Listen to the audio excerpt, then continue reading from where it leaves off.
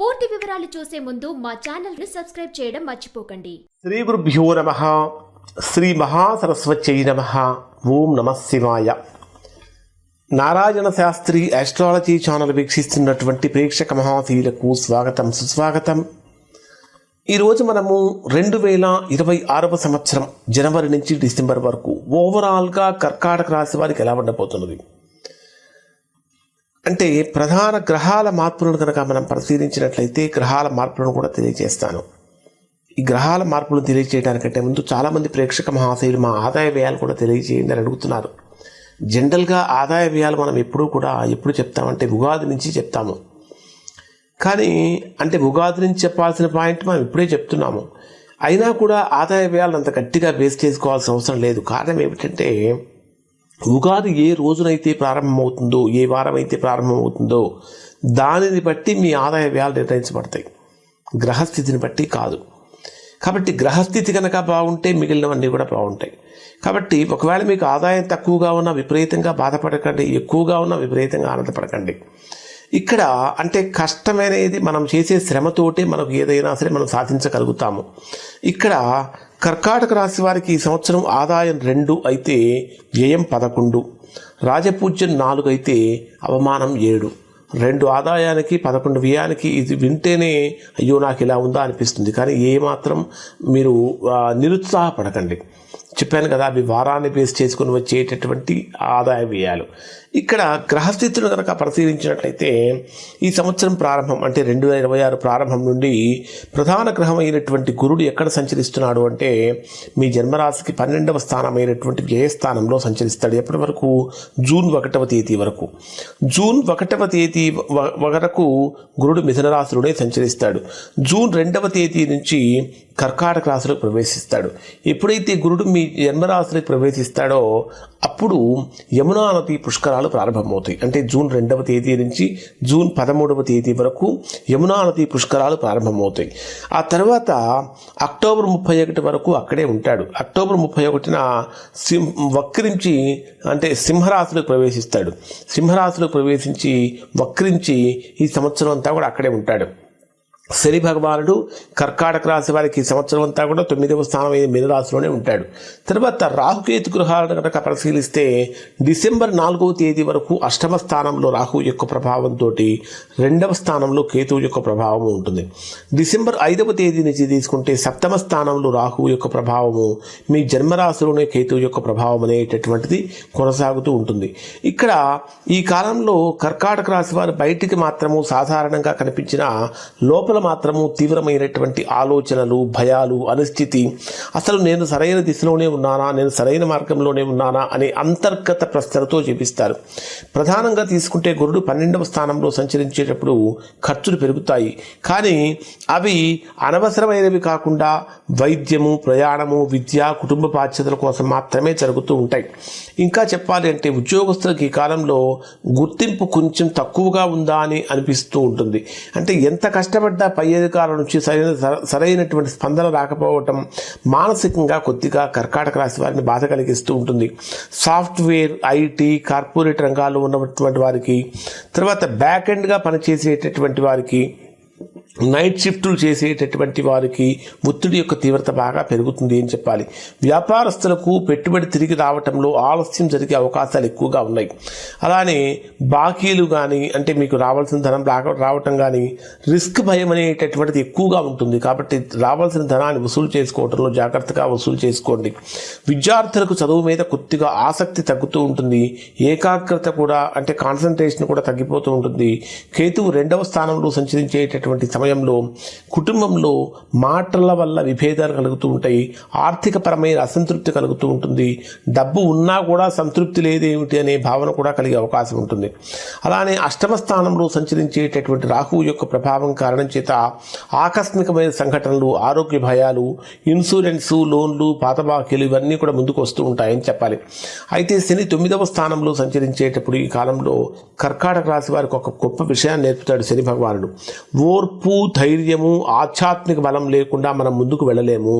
అంటే మనం చేసే ఏ పనికైనా సరే ఓర్పు ఉండాలి, ధైర్యం ఉండాలి, ఆధ్యాత్మిక దైవబలం కూడా ఉండాలి అని మనకు శ్రీ భగవానుడు నేర్పిస్తాడు. ఇది కష్టకాలంలో అనిపించిన నిజానికి లోపల పునర్నిర్మాణ దశగా మారుతుంది అని చెప్పాలి. తర్వాత పాయింట్ పరిశీలిస్తే జూన్ 1వ తేదీ 2026 నుంచి, అంటే 2026 జూన్ 1 నుంచి గురుడు మీ జన్మరాశిలోకి ప్రవేశిస్తాడు, అంటే ఉచ్చ స్థానంలోకి వస్తాడు. ఇది కర్కాటక రాశి వారి యొక్క జీవితాన్ని పూర్తిగా మార్చేస్తాడు అని చెప్పాలి. ఇది కేవలం శుభకాలం మాత్రమే కాదు, ఒక మాటలో చెప్పాలంటే పునర్జన్మ లాంటి కాలంగా మారుతుంది అని చెప్పాలి. ఎప్పుడైతే జూన్ 1వ తేదీన గురుడు కర్కాటక రాశిలో ప్రవేశిస్తాడో జూన్ 2వ తేదీ నుంచి యమునా నది పుష్కరాలు ప్రారంభమవుతాయి. జూన్ 2వ తేదీ నుంచి జూన్ 13వ తేదీ వరకు యమునా నది పుష్కరాలు ప్రారంభమవుతాయి. ఎప్పుడైతే గురుడు మీ జన్మరాశిలోకి వస్తాడో లోపల దాచుకున్నటువంటి భయాలు కానీ, బాధలు కానీ, అసంతృప్తి కానీ ఇవన్నీ కూడా ఒక్కొక్కటిగా చేత్తో తీసేసినట్టుగానే పోతూ ఉంటాయి. మీలో కొత్త విశ్వాసం, ఆత్మవిశ్వాసం పెరుగుతూ ఉంటుంది, ఆకర్షణ పెరుగుతుంది, స్పష్టత ఏర్పడుతుంది. ఇవన్నీ కూడా దీనివల్ల కలిగేటటువంటి ఫలితాలు. పుష్కరాల సమయంలో ఎవరైనా సరే పుష్కరాల్లో అంటే యమునా నదిలో కనుక స్నానం చేసినట్లయితే తద్వారా మంచి ఫలితాన్ని కూడా పొందుతారు. ఇక ప్రారంభించినటువంటి ఏ పనైనా సరే, అంటే మనకు జూన్ 1వ తేదీ నుంచి కనుక తీసుకుంటే ప్రారంభించినటువంటి ఏ పనైనా సరే ఉద్యోగ మార్పు, వ్యాపార పరంగా కానీ, విద్య పరంగా కానీ, ఆరోగ్యపరంగా కానీ, చికిత్స వలన కానీ, లేదా ఆస్తులకు సంబంధించినటువంటి నిర్ణయాలలో కానీ వీటన్నిటికీ కూడా దీర్ఘకాలికమైన ఫలితాలను చక్కగా గురు భగవానుడు ఇస్తాడు అని చెప్పాలి. చదువు పైన మళ్ళీ ఆసక్తి పెరుగుతుంది. ఇంకా చెప్పాలంటే పెద్దవాళ్ళ యొక్క గురువుల యొక్క సహకారం కూడా లభిస్తూ ఉంటుంది. అడ్మిషన్స్ అనేటటువంటి విజయవంతంగా మారుతూ ఉంటాయి. ఉద్యోగస్తులకు ప్రమోషన్స్ రావటం, కొత్త బాధ్యతలు ఇవన్నీ కూడా వస్తూ ఉంటాయి. మీ మాటకు విలువ పెరగటం, గౌరవం పెరగటం ఇవన్నీ జరుగుతూ ఉంటాయి.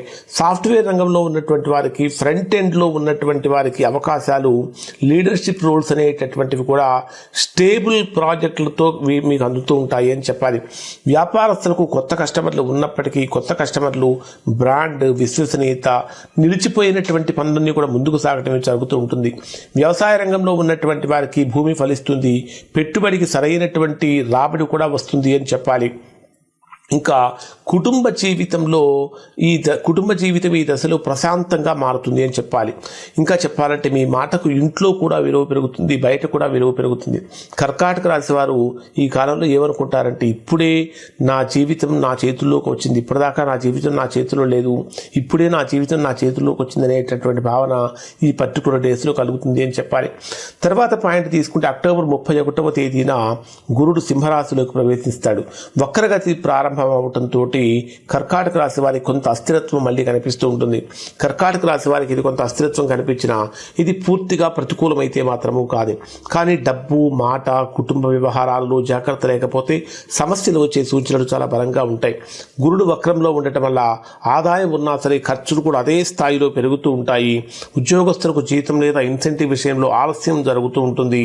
అసంతృప్తికరంగా కూడా మారే అవకాశాలు ఉంటాయి. వ్యాపారస్తులకు కస్టమర్లు ఉన్నప్పటికీ కూడా లాభం తక్కువగా అనిపిస్తూ ఉంటుంది. కుటుంబంలో చిన్న మాటలే పెద్ద పెద్ద వివాదాలకు దారితీసే అవకాశం ఏర్పడుతూ ఉంటుంది. కాబట్టి మాటల సంయమనం చాలా అవసరమని చెప్పాలి. ఆరోగ్యపరంగా కనుక తీసుకుంటే జీర్ణకోశం, షుగరు, బీపీ, నిద్ర సమస్యలు ఇట్లాంటివి ఎక్కువగా వచ్చే అవకాశాలు ఉంటాయి. వాస్తవానికి మీ జీవితాన్ని మరలా రివ్యూ చేసుకునేటటువంటి దశగా మారబోతుంది అని చెప్పాలి. మీరు సంపాదించినటువంటి స్థిరత్వాన్ని ఎలా కాపాడుకోవాలి అన్నటువంటిది మీకు ఈ కాలంలో నేర్పిస్తుంది అని చెప్పాలి. తర్వాత చివరిగా కనుక మనం పరిశీలించినట్లయితే డిసెంబర్ 5వ తేదీ నుంచి అంటే డిసెంబర్ 4 వరకు రాహు మీ రాశికి అష్టమ స్థానంలో ఉంటాడు, 2వ స్థానంలో కేతు ఉంటాడు అని చెప్పుకున్నాం. డిసెంబర్ 5వ తేదీ నుంచి రాహు మీ 7వ స్థానంలోకి, కేతువు మీ జన్మరాశిలోకి ప్రవేశించడం వలన కర్కాటక రాశి వారి జీవితంలో సంబంధాలు, భాగస్వామ్యాలు, వివాహ, వ్యాపార ఒప్పందాలపై గట్టి ప్రభావాన్ని చూపిస్తుంది అని చెప్పాలి. ఈ మార్పు తర్వాత ఎవరితో కలిసి నడవాలి, ఎవరిని దూరంగా ఉంచాలి అనేటటువంటి విషయాల మీద ఒక స్పష్టత కలుగుతుంది. అలానే వివాహ జీవితంలో కొన్ని నిజాలు కూడా బయటపడుతూ ఉంటాయి, కొన్ని బంధాలు కూడా బలపడతాయి, కొన్ని విడిపోతాయి అని చెప్పాలి.